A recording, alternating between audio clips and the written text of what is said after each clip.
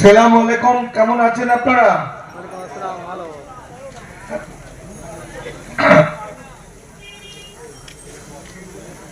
আপনারা ওয়াকফ আইন সম্পর্কে মাস্টারমশাই বললেন, একদম আইন তুলে তুলে বললেন। আপনারা মোটামুটি এখন বুঝে গেছেন যে কি হতে চলেছে। আমরা বাম আমলে 34 বছরের বাম আমলে অনেক কিছু শিখেছি, ভালো মন্দ। আমরা চে গুয়েভারার জীবনী থেকে মমতা বন্দ্যোপাধ্যায়ের জীবনীটাও আমরা জেনেছি, কিন্তু যেটা আসল জিনিস সেটাই জানিনি, সেটা আমরা শিখতে পারিনি বা আমাদের শেখানো হয়নি। সেটা হচ্ছে আরএসএস। অর্থাৎ আরএসএস কি জিনিস, তাদের নীতি কি, তারা কারা, তারা ভারতবর্ষে কি চায়, এইটা খালি আমাদের পড়ানো হয়নি। ফলে দিলীপ ঘোষের মতো লোকেরা যখন টিভিতে কিছু কথা বলে আমরা হেসে ফেলি। দিলীপ ঘোষ কিন্তু তার পড়াশোনা অনুযায়ী, তার জীবন দর্শন অনুযায়ী, আরএসএস অনুযায়ী ঠিক বলছে, আমাদের সঙ্গে মিলছে না।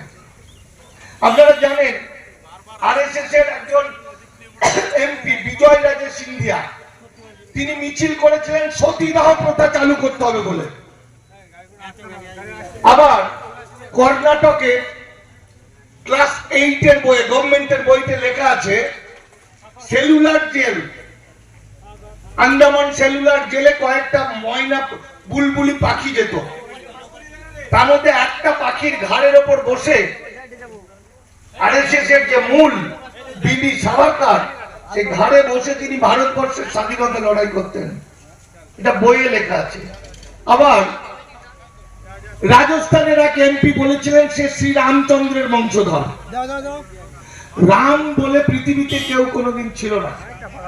350 রকম রামায়ণ আছে। প্রথম যে রামায়ণটা লেখা হয় দশরথ জাতক, সেখানে রাম ছিল সীতার বোন। সেই তৎকালীন যুগে ভাই বোনে বিয়ে হতো। ফলে এটা একটা বিশ্বের অন্যতম মহাকাব্য। ওটাকে মিথ্যা করে সাজিয়ে, মিথ্যা বলে বলে ভিক্ষুকের দল ওটাকে একটা জ্যান্ত মানুষের মতো করে দিয়েছে। যাই হোক, আমরা আরএসএস কি জিনিস জানি না বলে আজকের এই ঘটনা ওয়াকফ নিয়ে যা যা ঘটছে সেটা আমাদের বুঝতে অসুবিধা হচ্ছে।